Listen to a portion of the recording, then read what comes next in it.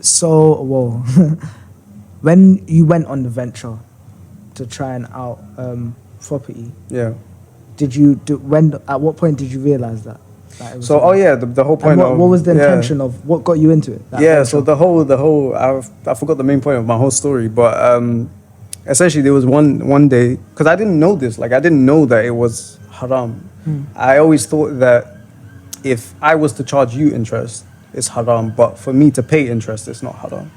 Oh, That's what I thought, I but didn't it's even know that across the either. board, it's haram. Okay, fair enough. So you shouldn't even like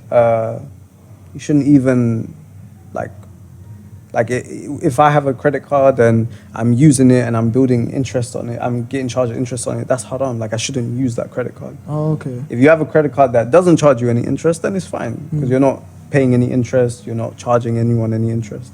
But they say when it comes to the Quran, because I've been reading the Quran a lot this year, and they say that like you can open the Quran onto any book, any page, sorry, any page, Okay. and it will speak to you.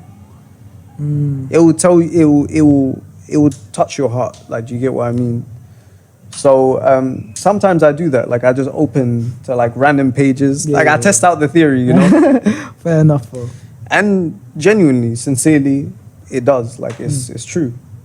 And this one day, this is when I was like deep in the property stuff. I was about to sell my first deal, make like about 25 grand, like 30 grand. And I was reading the Quran and then I was like, let me just open it to a random page. So I did.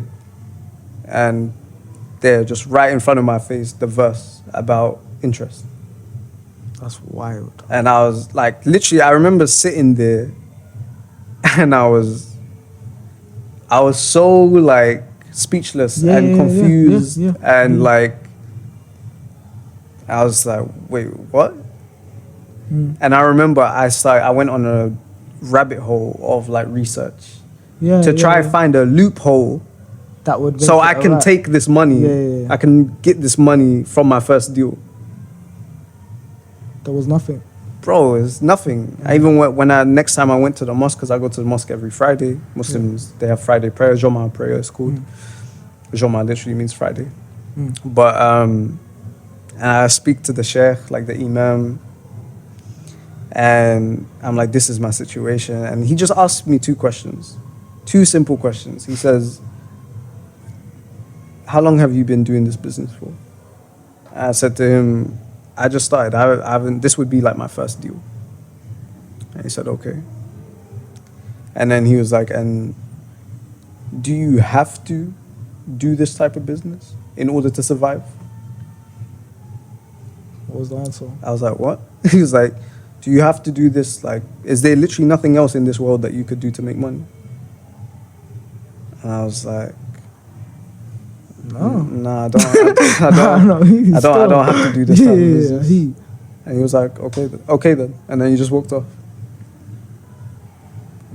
And bro, like it was such a profound moment for me. Like, but it's little things like that, right? Well, it's not little, but it's things like that where I was just like, what am I doing? Like, you know what I mean? Like I've completely veered off of my path because I was like, what happened with like the release party and my last project, and it just completely took me off course.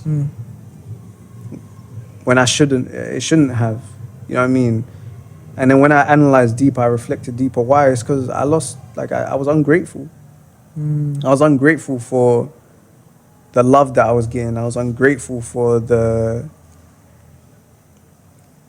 man, it was like, you know, and obviously part of the reason why I went off, you know, my course is because, like, obviously my family doesn't come from like a rich background or anything like that, or a rich environment or anything, and you know, they've been struggling just like a lot of people, and I just wanted a way to just support them and to support myself and to get myself out of this cycle of like poverty, like, you know what I mean?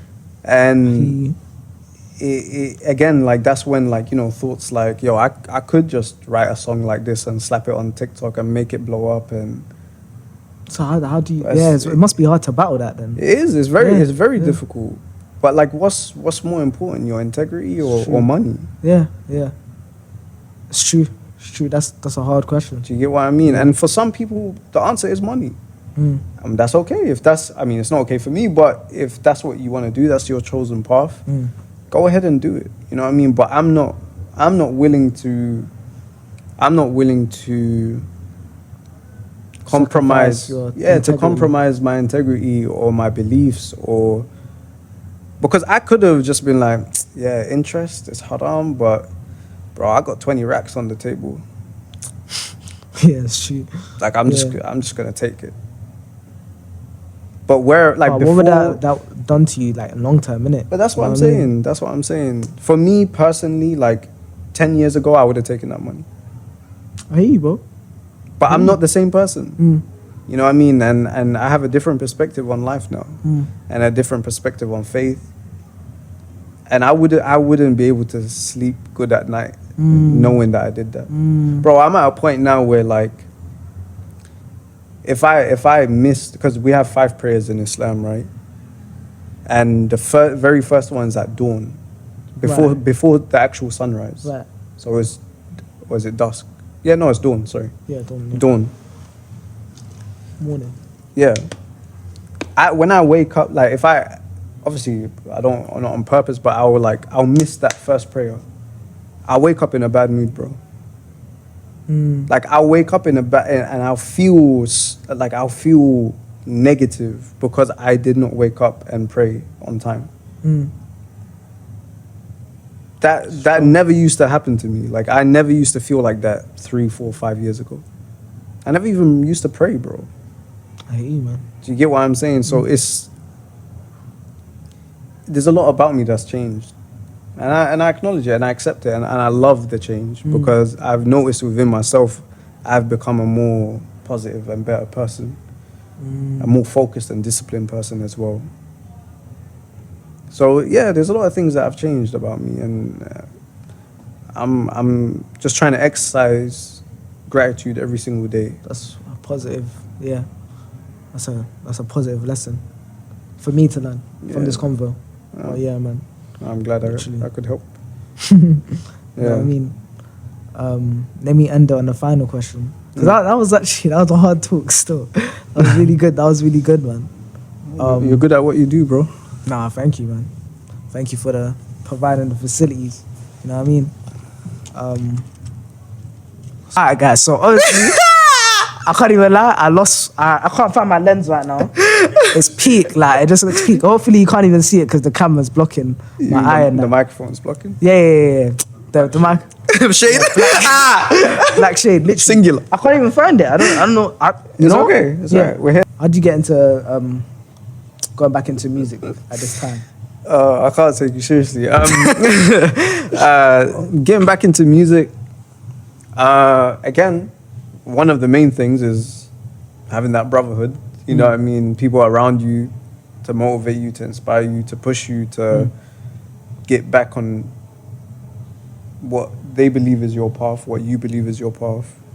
Or should I say what they know is your path, to be honest. Like, because they, Mags and Phoenix, they've all supported me since day one. I wouldn't be doing music if it wasn't for them, truly. If it wasn't for them, I wouldn't. So it's it's really good to have people around you that believe in you, that support you, and that know what you're capable of, because they know when you're lacking, when you're not fulfilling your potential. So that's number one. I would say another thing is that, like, I love music. It's a part of me. Like, it's something that I'm so passionate about, and it's one of the most positive ways I've been able to express myself, if not the most positive way. Actually, that and gym, to be honest. But music is like... You said music and gym, sorry? Yeah. Okay, that's But music is like a big one. Like, it's a big one. So yeah, it's yeah, and like there's when you perform, right? I don't know if other performers like have this. I'm guessing they must. But like, you get like a bug, bro. Like a bug to want to perform, and like you can only be off of a stage for so long before you feel like I need to perform again. Like I need to perform again. And recently I had a rehearsal session which I haven't had in like a long time, in months. And like within the first like 15 minutes, I just had this rush of energy that like Euphoric. yeah, that I hadn't felt in so long. And even though there's no audience, so you can only imagine what it feels like when there is an audience and people are cheering and singing along to your songs. That's a priceless feeling, bro. Priceless feeling. But yeah, I just felt this like rush of like energy, and it was like nah, I need to perform. Like now, like I'm looking for opportunities now to perform. I don't even care where it is. Like I just want to perform. So yeah, and then like yeah, just honing in on my craft again. I mean, obviously you heard some recent music that I've been writing and recording. So it's like also there's an element of like, have I missed a step? Like have I can I still do this? Like what I mean? First. Like bro, I've never ever felt like I don't need to prove myself. I've never ever felt like yeah, I'm good, man. You know what I mean? Everyone already knows what I do. Yeah, you're always trying to Like take the next step. yeah, like I want to get better. I want to improve. I want to prove to myself that I can rap on this type of beat. I haven't rapped on this type of beat before. I want to, like, do you know what I mean? Yeah, I hear you. These group of people, I still haven't proved myself to them. Like, they need to know that I can do this. So it's like, yeah, man. And then obviously the motivation I had to, with the property stuff, for wanting to get myself and my family in a better financial position, I just take that energy and I bring it back to the music. Yeah. Do you get what I mean? So yeah, it's just step by step. That's hard, man. Yeah, this is a good episode, man. Thank you for being on board. Nah, I appreciate you, bro. I'm just gonna end it with the final question. What would you say is next? What's the next projects coming up for youssy? And what steps do you feel like you need to take closer to being an established touring artist? What do you feel like? Yeah, I'll start with the latter question. It's about consistency now. Like what I have proved to myself is that I deserve this. You know what I mean? I deserve this. I'm capable of this. So it's just about consistency now. Like the music is good. It's excellent. Like in my opinion, my last two projects are classics. Like, you know what I mean? And it's the only like shame is that it hasn't reached a wider audience. But that's because of me. Like I need to bring that to a wider audience. I need to put the work in to be consistent online, social media, all of that stuff, so that I can reach where I want to reach. So what's next for me? It's more projects, more shows, more events. Yeah, and just a bigger presence on social media. True. Those are the main things. More, I'm excited, man. I'm excited. More videos, more content, more everything. Like more everything. Just keep pushing. It's lit, man. Push to the top, literally. Just keep going. Inshallah, God willing, man. Amen, man. God willing. Literally. With that being said, I think we're done. This has been no L's.